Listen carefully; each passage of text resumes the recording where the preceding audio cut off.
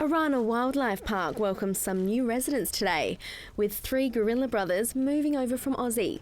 It's a very proud moment today to be opening this amazing facility. We first mooted gorillas back in 2007, but of course between then and now we've had a lot of natural disasters, earthquakes, snowstorms, blown down by windstorms, a lot of setbacks. So it's delayed, but today is opening day. We're very proud. The boys arrived in mid-June, having to brave the cold Christchurch winter, but their enclosure ensures full comfort, with regulated temperatures inside at roughly 21 degrees at all times. Fataki, Fuzu and Mahali travelled from Taronga Zoo in Sydney, where they were born in captivity. They were put into crates, specially designed for gorillas, pretty heavy-duty stuff, and loaded onto an air freighter. One of our staff members and their primary keeper in Taronga came on the plane with them, so they always had someone nearby that they felt comfortable with.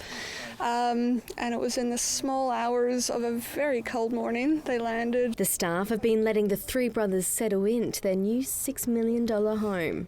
The 2 older boys have been off display for quite a few years, so this is new to them. We've been trying to get as many people up here as possible to ease them into it. But Mahali, he's been out and about ever since he was born, basically, so we're hoping his showmanship will rub off on the others. It's taken the park longer than expected to receive the gorillas, the only ones in New Zealand. It also took us longer to carry on fundraising because, of course, due to the increase in building standards, the costs escalated quite significantly on the project as well. Lynn explains that each zoo develops a 5-year animal collection plan and all participate in breeding programs. The exchange program mainly runs throughout Australasia, and each zoo can choose which animals and which programs they want dibs on. And Orana Wildlife Park was all about the monkey business from the beginning. Gorillas is definitely something that we've always been interested in doing, and the program, the international program, required further holders in support of it. What happens is that when males in a group get to a certain age, the silverback will toss them out. So we're starting off in the program by holding extra males that have been tossed out of the family group until they're required for breeding, and that's a really important job for this critically endangered species. The boys eat 170 kilograms of fruit and veg each week, with only 3% of their diet consisting of fruits.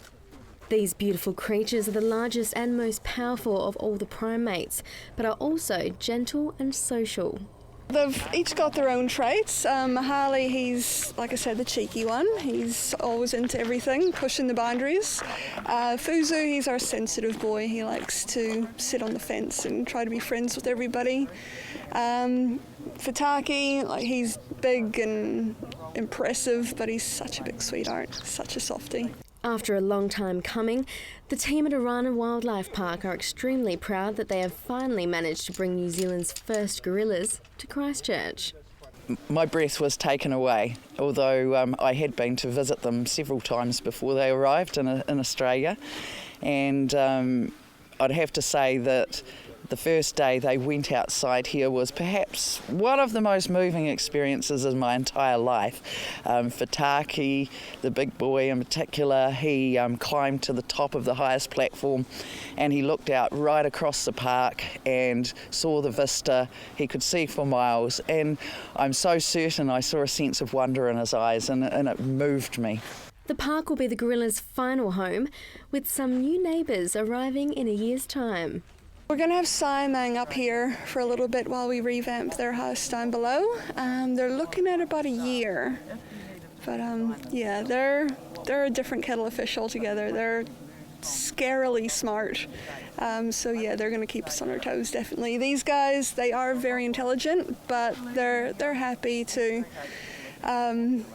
just go with the flow, whereas orangutans are always pushing, always seeing what they can do, what they can achieve. The official opening of the exhibit was today, attended by Mayor Leanne Dalzell this afternoon.